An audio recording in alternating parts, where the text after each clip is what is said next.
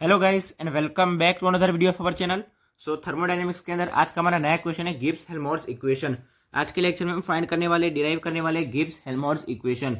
So video को पूरा and तक देखना। ये वीडियो देखने के बाद आपको आसानी से पता चल जाएगा गिब्स हेल्महोल्ट्ज इक्वेशन क्या है, उसको कैसे डिराइव करते हैं, कैसे प्रूव करते हैं, कैसे फाइंड करते हैं। सो वीडियो को पूरा एंड तक देखना और अगर चैनल पर नए हो तो चैनल को सब्सक्राइब जरूर से कर देना। हम पूरा step by step proper method से उसको डिराइव करेंगे, आपको एक एक स्टेप आसानी से समझ में आ जाएगा। सो वीडियो को पूरा एंड तक देखना और अगर चैनल पर नए हो तो चैनल को सब्सक्राइब जरूर से कर देना। सो हम स्टार्ट करते हैं। सबसे पहले हमको किसका इक्वेशन फाइंड करना है? Gibbs Helmholtz equation. सो हमारे पास गिब्स फ्री एनर्जी का इक्वेशन होना चाहिए जो क्या है G equal to H minus T S. So सबसे पहले हम वही इक्वेशन से स्टार्ट करेंगे। आंसर में लिखेंगे सबसे पहले हमारे पास इक्वेशन है G equal to H minus T S. किसका इक्वेशन है? ये गिब्स हेल्महोल्ट्ज इक्वेशन का हमको पता है। So G equal to H minus T S. अभी हम क्या करते हैं? हम आइसोथर्मल कंडीशन लेते हैं। आइसोथर्मल कंडीशन यानी कि ऐसी कंडीशन जिसके अंदर टेम्परेचर क्या होगा? कांस्टेंट होगा। सो हम लिखेंगे for isothermal condition, for isothermal condition, for isothermal condition.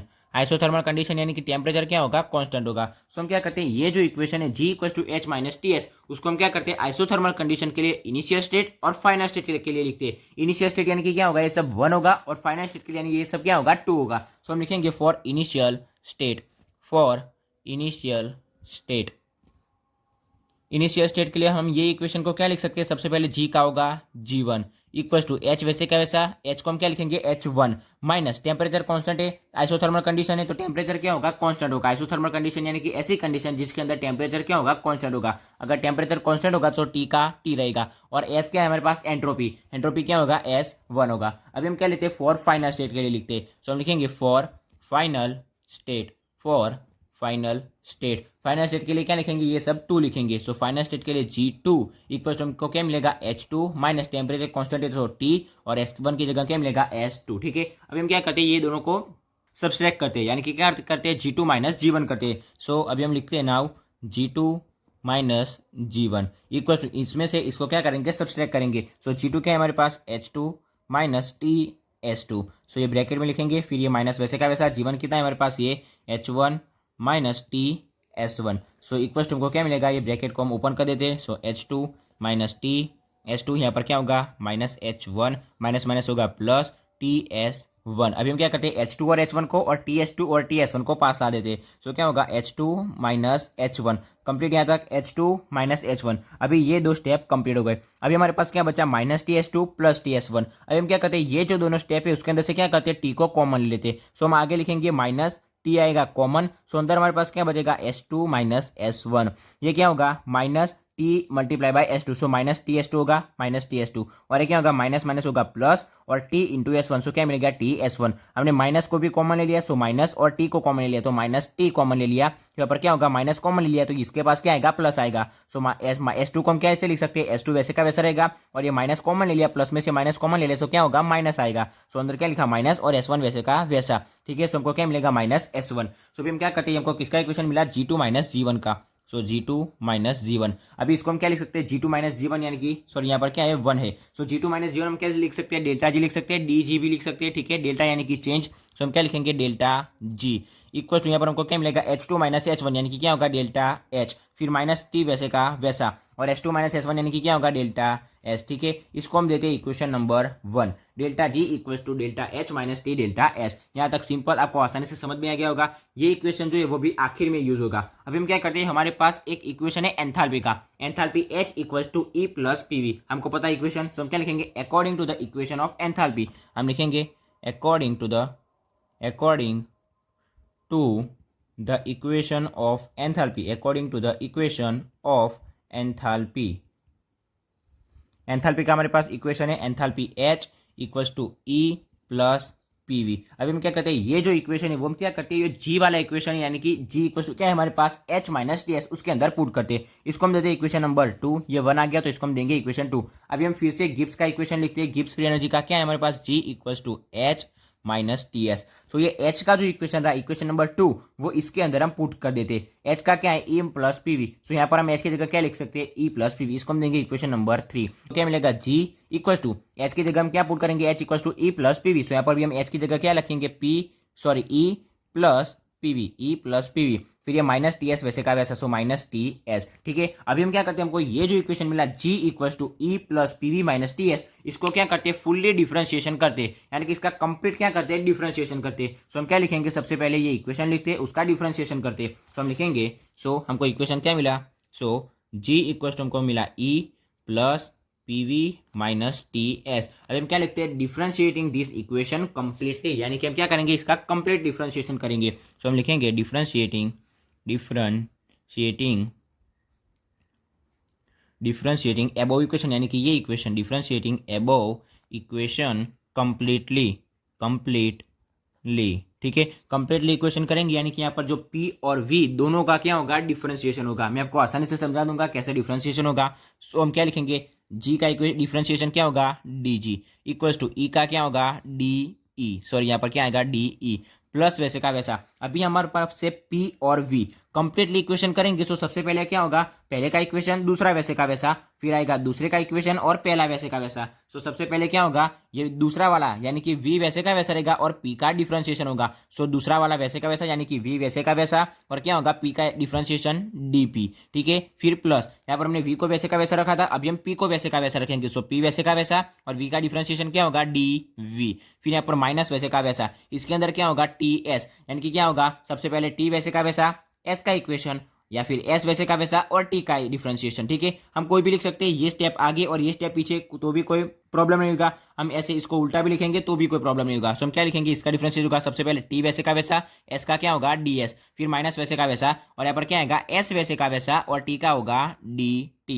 यहाँ पर हम सबसे पहले क्या, ये SDT पहले लिखे और TDS बाद में लिखे तो कोई प्रॉब्लम नहीं होगा। ठीक है, इसके अंदर क्या होगा, PDV का इक्वेशन क्या लिखेंगे हम, PV का इक्वेशन, P वैसे का वैसा, V का डिफरेंशिएशन, V वैसे का वैसा, T का डिफरेंशिएशन, यानी कि पहले का डिफरेंशिएशन दूसरा वैसे का वैसा, या फिर पहला का डिफरेंशिएशन और दूसरा वैसे का वैसा। आप कुछ भी लिख सकते हैं, पहले का डिफरेंशिएशन करेंगे तो दूसरा वैसे का वैसा आएगा, अगर पहले को वैसे का वैसा रखोगे तो दूसरे का डिफरेंशिएशन आएगा। ठीक है, हमको ये इतना इक्वेशन मिल गया। क्या मिला हमको, DG equal to DE plus VDP plus PDV minus TDS minus SDT। अभी हम इक्वेशन लेते हैं DS का, यानी कि एंट्रोपी का। सो हम लिखेंगे नाउ वी हैव हमारे पास एंट्रोपी का इक्वेशन है, entropy DS equals to Q reversible by T। Entropy का हमारे पास इक्वेशन क्या है, Q रिवर्सेबल बाय T। ये इक्वेशन आपको पता होगा। अब हम क्या करते हैं, Q रिवर्सेबल का हमारे पास इक्वेशन है। Q रिवर्सेबल का इक्वेशन हम कहाँ से लाएंगे, हमारे पास थर्मोडायनेमिक्स का फर्स्ट लॉ है। फर्स्ट लॉ क्या है, delta E equal to Q minus W। क्या कहा मैंने, इक्वेशन क्या है हमारे पास, थर्मोडायनेमिक्स का first law, delta E equals to Q minus W। यहाँ से हम क्या करते हैं, Q को मेन बनाएंगे। सो Q इक्वल टू हम क्या लिख सकते हैं, ये डेल्टा E वैसे का वैसा माइनस W इस तरफ आ गया तो क्या होगा, plus W। So delta E plus W, ये हमको किसका इक्वेशन मिल गया, Q का। इसको हम क्या लिख सकते हैं, Q रिवर्सिबल भी लिख सकते हैं। तो जब हम Q रिवर्सिबल में लिखेंगे तो इसका हमको इक्वेशन क्या मिलेगा, delta E plus W। Delta E plus W यानी कि हम इसको क्या लिख सकते हैं, इसको हम D लेंगे तो क्या होगा, Q reversible equals to delta की जगह हम क्या लिख सकते हैं, DE भी लिख सकते हैं, और प्लस W का इक्वेशन हमको पता है, ऑलरेडी सबको पता है, W इक्वल्स टू क्या होगा, PDV। सो हमको किसका इक्वेशन मिला, Q रिवर्सिबल। ठीक है, आपको इक्वेशन आना चाहिए, आपको भी आना चाहिए, ये इक्वेशन आपको ऑलरेडी पता भी होना चाहिए, लेकिन जिसको नहीं पता मैं उसके लिए समझा रहा हूँ। सबसे पहले हमारे पास क्या है, थर्मोडायनेमिक्स का फर्स्ट लॉ, ये हमारे पास क्या है, थर्मोडायनेमिक्स का first law, delta E equals to Q minus W। फिर क्या किया, Q को मेन बनाया तो Q इक्वल्स हमको क्या मिलेगा, डेल्टा E प्लस W। यहाँ पर हमने Q हीट क्या, ये रिवर्सिबल, यानी कि हीट अगर A में से B में ट्रांसफर हो सकती है तो B में से वापस A में ट्रांसफर हो सकती है, जिसको हम क्या बोलेंगे, रिवर्सिबल। फिर हमने क्या लिया, यहाँ पर डेल्टा की जगह ले लिया DE, और W का इक्वेशन हमारे पास है, वर्क इक्वल टू क्या लिख सकते हैं, P into DV। So P W equal to में लिख दिया PDV। सो हमारे पास Q रिवर्सिबल का इक्वेशन क्या मिल गया, DE प्लस PDV। ये जो पेंसिल से मैंने लिखा है वो आपको लिखने की जरूरत नहीं है, मैंने आपको समझाने के लिए लिखा था। ठीक है, सो हमको Q रिवर्सिबल का इक्वेशन मिल गया। सो हम क्या लिखेंगे, DS इक्वल टू, ये Q रिवर्सिबल का इक्वेशन हमारे पास क्या है, DE प्लस PDV और बाय T वैसे का वैसा बाय T। अभी हमको ये जो DS का इक्वेशन मिला, DS का इक्वेशन वो ये वाले इक्वेशन के अंदर हमारे पास DS है, तो हम क्या करेंगे, ये DS का इक्वेशन यहाँ पर पुट करेंगे। सो हम क्या लिखेंगे, सो ये DG वैसे का वैसा, DG इक्वल टू ये DE प्लस ये VDP, फिर प्लस ये PDV भी वैसे का वैसा, माइनस T वैसे का वैसा। अभी हमारे पास क्या है, T इंटू DS, तो T इंटू DS की जगह हम क्या लिखेंगे, ये equation DE plus PDV by T। Complete, यहाँ पर हमने हो गया माइनस TDS, अभी माइनस SDT वैसे का वैसा, माइनस SDT कंप्लीट। अभी हम क्या करेंगे, यहाँ से हम देख सकते हैं ऊपर नीचे दोनों तरफ से TT कैंसिल हो जाएगा। सो DG इक्वल टू हमको क्या मिलेगा, यहाँ पर DE, फिर आएगा प्लस VDP प्लस PdV, फिर ये क्या होगा, हमको ब्रैकेट को अलग करते हैं, सो माइनस अंदर मल्टीप्लाई होगा, सो माइनस DE, और यहाँ पर क्या होगा, माइनस प्लस होगा माइनस PdV, और ये माइनस SDT वैसे का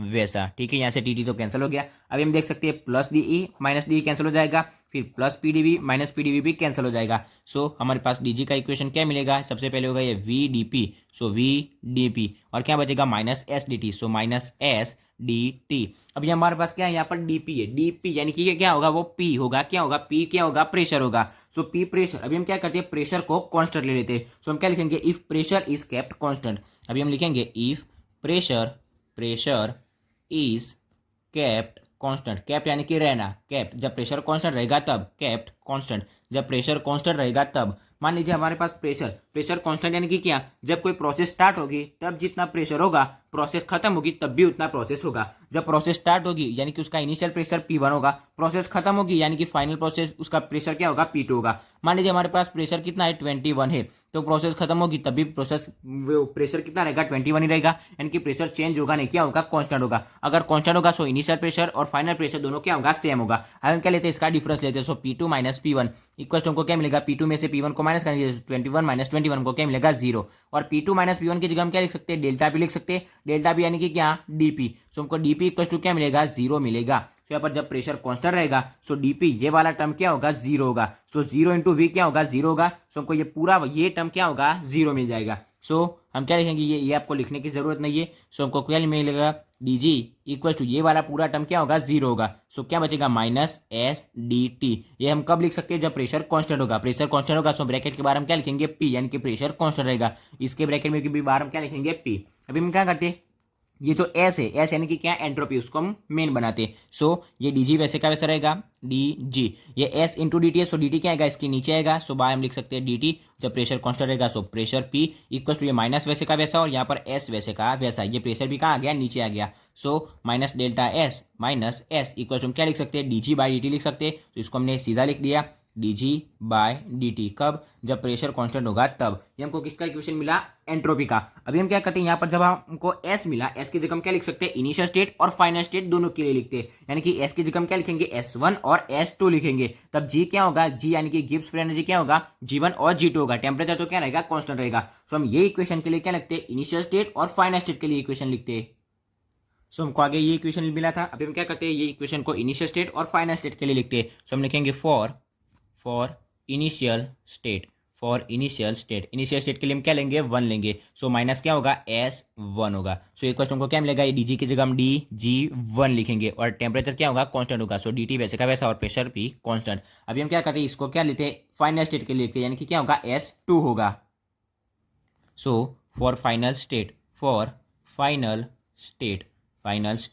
सो उसके लिए हमको क्या मिलेगा, यहाँ पर माइनस S2 रहेगा। सो इक्वल टू क्या होगा, DG2 बाय DT, और प्रेशर क्या होगा, कांस्टेंट होगा। अभी हमको माइनस S1 और माइनस S2, माइनस को भूल जाइए, हमको क्या मिला, S1 और S2 मिला। अभी हम क्या करते हैं, S1 और S2 का डिफरेंस लेते हैं, यानी कि क्या करते हैं, S2 में से S1 को माइनस करते हैं, उसका क्या लेते हैं, सब्सट्रैक्शन लेते हैं। सो हम क्या करेंगे, यहाँ पर हम क्या करेंगे, S2 माइनस S1 करेंगे। हमारे पास S2 क्या है, minus S2। So minus S2 और क्या करेंगे, माइनस S1, और ये आ गया माइनस, ये वाला माइनस आ गया, और S1 कितना है हमारे पास, माइनस S1। सो हम ब्रैकेट में लिखेंगे माइनस S1 इक्वल टू हम क्या लिख सकते हैं, S2 कितना है हमारे पास, DG2 बाय DT, और ये प्रेशर कांस्टेंट, और फिर ये माइनस वैसे का वैसा, और माइनस S1 हमारे पास कितना है, DG1 बाय DT, और प्रेशर वैसे का वैसा। ठीक है, अब हम सबसे पहले इसको सॉल्व करते हैं। तो हमको क्या मिलेगा, यहाँ पर माइनस S2, और ये माइनस माइनस क्या होगा, प्लस S1 इक्वल टू, यहाँ पर हम क्या करते हैं, यहाँ पर हम देख सकते हैं, ये ब्रैकेट पूरा लिखते हैं। ब्रैकेट पूरा लिखेंगे तो यहाँ पर नीचे DT क्या आएगा, हमारा LCM आएगा। सो हम नीचे लिखेंगे DT हमारा LCM,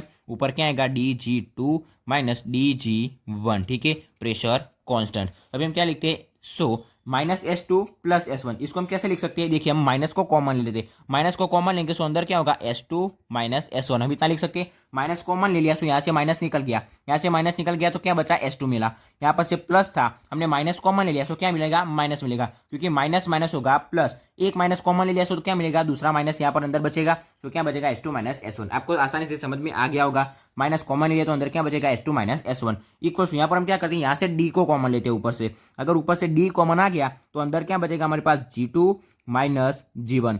क्या होगा, अगर हम डी को अंदर मल्टीप्लाई करेंगे सो dg2 माइनस dg1 हमको मिल गया, dg2 माइनस dg1 यानी कि डी को हमने क्या ले लिया, कॉमन ले लिया। सो उधर क्या बचेगा, g2 माइनस g1 और नीचे क्या आएगा अपने पास dt। क्या होगा, जब प्रेशर कांस्टेंट होगा तब। सो यहाँ पर s2 माइनस s1 को हम क्या लिख सकते हैं, डेल्टा s लिख सकते हैं, उसका डिफरेंस। सो ये माइनस वैसे का वैसा s2 माइनस s1 की जगह हम क्या लिख सकते हैं, डेल्टा एस इक्वल यहाँ पर क्या रहेगा हमारे पास, d g2 minus g1 by dt, pressure constant हम वैसे का वैसा रखेंगे। So d g2 minus g1 by dt, कब, जब प्रेशर कांस्टेंट होगा तब। ये इक्वेशन को अभी हम वैसे का वैसे रखते हैं। अभी हमने आगे अभी एक इक्वेशन दिखा था, delta G equal to delta H minus T delta S. मैं अभी आपको वो इक्वेशन दिखाता हूँ, हमने जिसको इक्वेशन नंबर 1 दिया था। ठीक है, सबसे पहले हमने यहीं से स्टार्ट किया था, जी का इक्वेशन लिया था, गिब्स फ्री एनर्जी का। सो हमको ये इक्वेशन मिला था, इक्वेशन नंबर 1। अभी हम क्या करते हैं, यही इक्वेशन को क्या लेते हैं, इक्वेशन लेते हैं और उसके अंदर डेल्टा एस की अभी हमने जो वैल्यू मिली वो हम पुट करते हैं। सो क्या लिखेंगे, delta G equal to delta H minus T delta S. So हम लिखेंगे सो हमारे पास इक्वेशन क्या है, delta G equal to delta H minus T delta S. ठीक है, हमारे पास ये इक्वेशन है। अभी हम क्या करते हैं, डेल्टा एस की वैल्यू हमको कितनी मिली, डेल्टा एस हमको माइनस डेल्टा एस की वैल्यू मिली। अभी हम क्या करते हैं, ये माइनस को राइट साइड ले जाएंगे। सो क्या होगा, हमको डेल्टा एस की वैल्यू क्या मिलेगी, ये जो वैल्यू होगी वो माइनस में मिल जाएगी। सो हम क्या कर सकते हैं, यहाँ पर माइनस डेल्टा एस मैं आपको समझाता हूँ। देखिए यहाँ पर हमारे पास क्या है, ये माइनस, हम टी को माइनस कर दे, टी को निकाल दे तो हमारे पास क्या रहेगा, माइनस डेल्टा एस रहेगा। और ऑलरेडी हमको जो आगे वैल्यू मिली है वो किसकी मिली है, माइनस डेल्टा एस की, यानी कि वो वैसे की वैसे वैल्यू हम यहाँ पर रख देंगे। सो आगे क्या हो जाएगा, प्लस हो जाएगा। अगर हमको वैसा नहीं करना तो आप क्या कर सकते हैं, यहाँ से डेल्टा एस को वैल्यू निकालेंगे। सो ये माइनस जो होगा वो इस तरफ चला जाएगा। ठीक है, सो हम क्या लिख सकते हैं, डेल्टा एस, ये आपको लिखना नहीं है, मैं सिर्फ दिखा रहा हूँ। Delta S equal to D, फिर आएगा g2 माइनस g1 और नीचे क्या आएगा dt। और ये कब आएगा, प्रेशर कांस्टेंट होगा तब। अभी ये जो माइनस था वो इस तरफ आ जाएगा तो यहाँ पर क्या हो जाएगा, माइनस हो जाएगा। ठीक है, मैं आपको समझाने के लिए बोल रहा हूँ। अभी क्या करते हैं, ये जो हमको इक्वेशन मिला डेल्टा एस का वो यहाँ पर हम पुट करते हैं। सो हम लिखेंगे डेल्टा जी वैसे का वैसा इक्वल टू डेल्टा एच भी वैसे का वैसा माइनस टी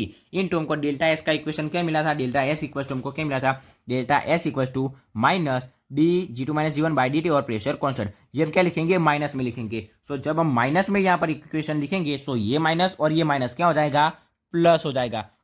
सो अभी हमारे पास क्या बचेगा, D g2 minus g1 by D T और प्रेशर कांस्टेंट रहेगा। सो हमको क्या मिलेगा, हमने टी लिख दिया। अभी क्या रहेगा, डी और यहाँ पर हमने क्या लिया, g2 माइनस g1 लिया। अभी हम g2 माइनस g1 की जगह क्या लिख सकते हैं, डेल्टा जी भी लिख सकते हैं। सो हम D g2 minus g1 by D T. So D फिर क्या आएगा, g2 minus g1 by D T. ठीक है, यहाँ तक कंप्लीट। और कब प्रेशर कांस्टेंट होगा तब। अभी हम क्या करते हैं, g2 माइनस g1 की जगह हम डेल्टा जी लिखते हैं। So delta G equal to, अभी हम क्या करेंगे, ये जो प्लस डेल्टा एच है यानी कि एच क्या है हमारे पास, एंथैल्पी, इसको हम क्या करते हैं, लेफ्ट साइड ले जाएंगे। सो डेल्टा जी वैसे का वैसा और ये क्या आएगा, प्लस डेल्टा जी इस तरफ आएगा तो क्या होगा, minus delta H equal to वैसे का वैसा, यहाँ पर टी भी वैसे का वैसा, फिर ब्रैकेट में क्या आएगा, डी और इसकी जगह हम क्या लिखेंगे, डेल्टा जी। सो डी डेल्टा जी इसको हम ब्रैकेट में लिखेंगे बाय डी टी, कब, जब प्रेशर कांस्टेंट होगा तब। सो हमको ये जो इक्वेशन मिला, delta G minus delta H equal to T D delta G by D T pressure constant, ये इक्वेशन को हम क्या बोलेंगे, गिब्स हेल्महोल्ट्ज इक्वेशन।